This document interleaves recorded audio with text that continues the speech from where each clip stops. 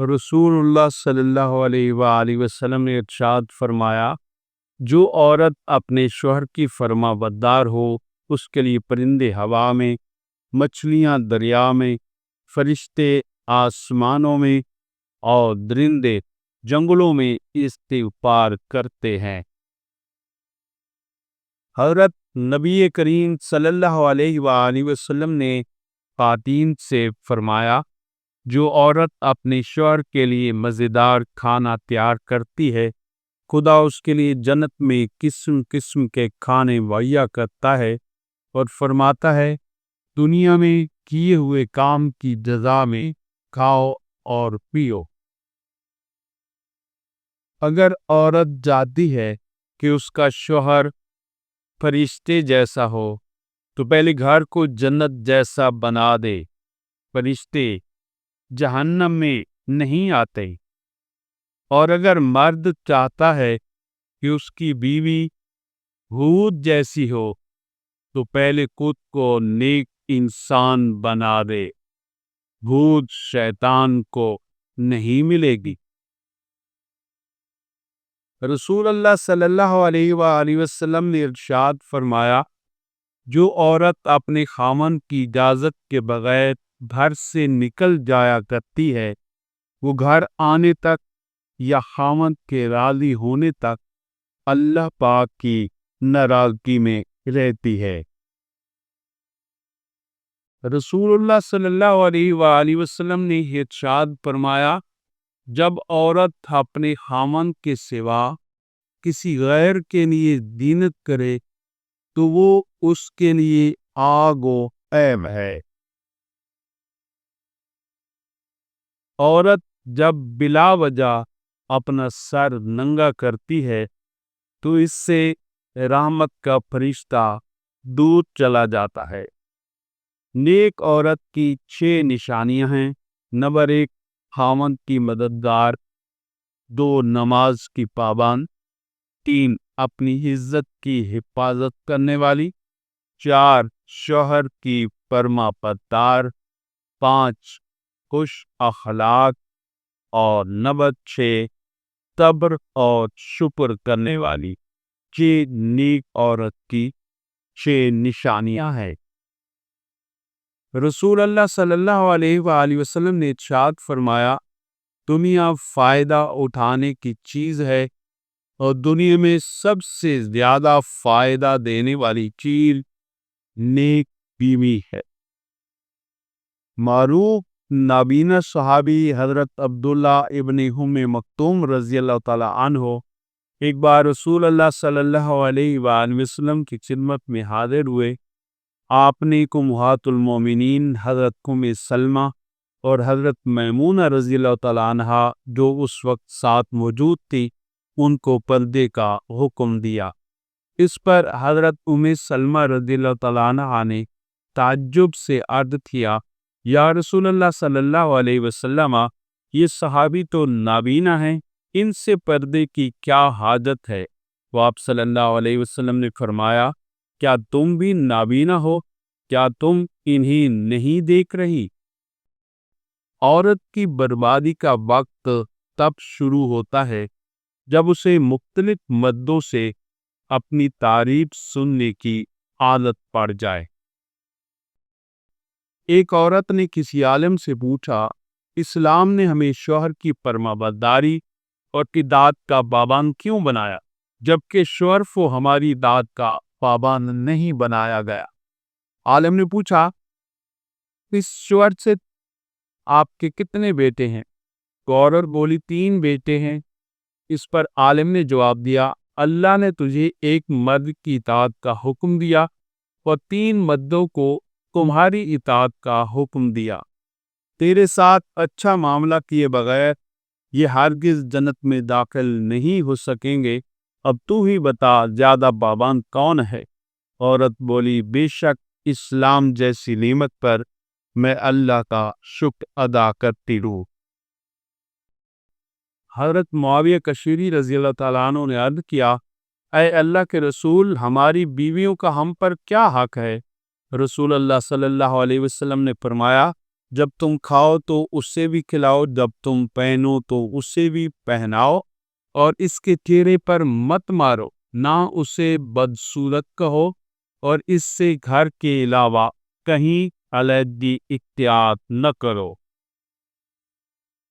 نبی کریم صلی اللہ علیہ وآلہ وسلم نے ارشاد فرمایا، تم میں سے کسی شخص کے لیے بہتر ہے کہ اس کے سر میں لوہے کی کیل ٹھونک دی جائے، بجائے اس کے کہ وہ کسی نامحرم کو چھوئے۔ مرد کے کفن میں 3 کپڑے ہوتے ہیں، جبکہ مسلمان عورت کے کفن میں 5 کپڑے ہوتے ہیں۔ 2 زائد کپڑوں میں ایک سکارف یعنی دوپٹہ اور دوسرا سینہ بند ہوتا ہے۔ افسوس ہے اس مسلمان عورت پر جو پوری زندگی اپنا سر اور سینہ کھلا چھوڑے، لیکن مرنے کے بعد اللہ پاک اپنے پاس ان اعضاء کو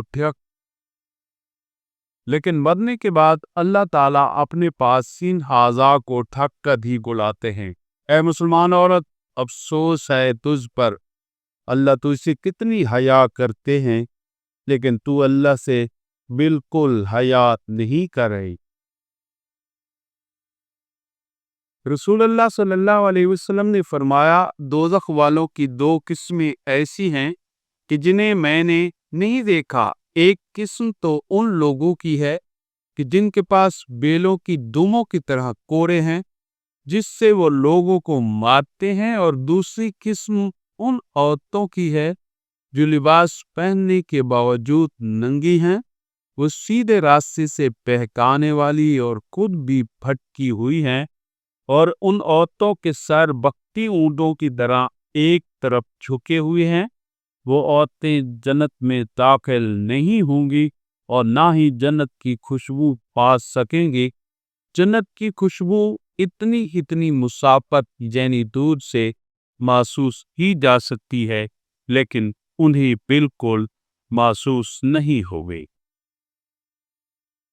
رسول اللہ صلی اللہ علیہ وسلم نے ارشاد فرمایا، نامحرم عورتوں کے پاس آنے جانے سے بچو۔ ایک انصاری صحابی نے عرض کیا، دیور کے بارے میں آپ کیا فرماتے ہیں؟ تو آپ صلی اللہ علیہ وسلم نے فرمایا، دیور تو عورت کے لیے موت ہے، یعنی شوہر کے بھائی وغیرہ سے پردہ کرنا انتہائی ضروری ہے، کیونکہ وہ تباہی و ہلاکت میں ڈالنے کا بڑا سبب بن سکتا ہے۔ ایک مرتبہ ایک بزرگ نے ایک محفل میں اپنی بند ہتھیلی کو سب کی طرف کر کے دریافت فرمایا، میرے ہاتھ میں کیا ہے؟ کچھ نے جواب دیا، شاید آپ کے ہاتھ میں ہیرے جواہرات ہیں۔ پھر ایک صاحب سے پوچھا، انہوں نے بھی کچھ سوچ کے بعد جواب دیا، شاید سونا ہے۔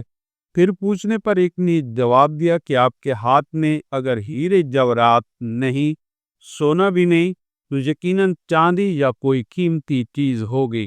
تب ان بزرگوں نے اپنے ہاتھ کو کھولا تو ان کے ہاتھ پر چند کنکریاں تھیں۔ یہ دیکھ کر سب حیران رہ گئے۔ ارشاد فرمایا، عورت کی مثال اس بند مٹھی کی طرح کی ہے، اگر وہ بند ہے یعنی با پردہ ہے تو ہیرے جواہرات، سونا چاندی اور ایک کی طرح پیش بہا قیمت ہے، لیکن اگر وہ مٹھی کی طرح کھل جائے یعنی بے پردہ ہو جائے تو وہ بے وقت پتھر اور کنکریوں کی مانند ہے، جن کی کوئی عزت اور قیمت نہیں۔ عقل مندہ را اشارہ کافیات۔ مدینہ کی عورتوں میں بیعت چھڑی ہوئی تھی کہ عورت کا اصلی زیور کیا ہے۔ کسی نے کہا ہاتھ خالی نہیں ہونے چاہیے، کسی نے کہا ناک خالی نہیں ہونا چاہیے، کسی نے کان تو کسی نے گلا کہا۔ ایک عورت نے کہا، آپس میں بحث نہیں کرتی، آؤ سیدۃ النساء العالمین حضرت فاطمہ سلام اللہ علیہا کے پاس جاتی ہیں اور ان سے ہی پوچھتی ہیں۔ آپ کے پاس وہ حاضر ہوئی۔ اس طرح کسی نے کہا کہ ہاتھ، کان، گلا، ناک خالی نہیں ہونے چاہیے، تو آپ سلام اللہ علیہا نے جواب دیا، سب غلط۔ عورت کا اصلی زیور حیا ہے۔ عورت کا اصلی زیور حیا ہے۔ اللہ کبھی کسی عورت کو حیا والے زیور سے محروم نہ رکھے، آمین۔ اسلام ہمیں پسند کی شادی کی اجازت دیتا ہے، لیکن اسلام بھاگ کر اپنے والدین کی عزت کا جنازہ نکال کر شادی کرنے کی ہرگز اجازت نہیں دیتا۔ سالی اور بھابھی سے مذاق کو جاہل لوگ اپنا حق سمجھتے ہیں، جبکہ یہ سخت حرام اور جہنم میں لے جانے والا عمل ہے، بلکہ دیور، جیٹھ، بہنوئی اور وہ غیر محرم رشتہ دار جن کا گھروں میں آنا جانا ہو، ان سے عورتوں کو بہت زیادہ پردہ کا حکم ہے۔ کسی کو بہن کہہ دینے یا بھائی بنا لینے سے اللہ کے بنائے ہوئے محرم اور نامحرم کے رشتے بدل نہیں سکتے۔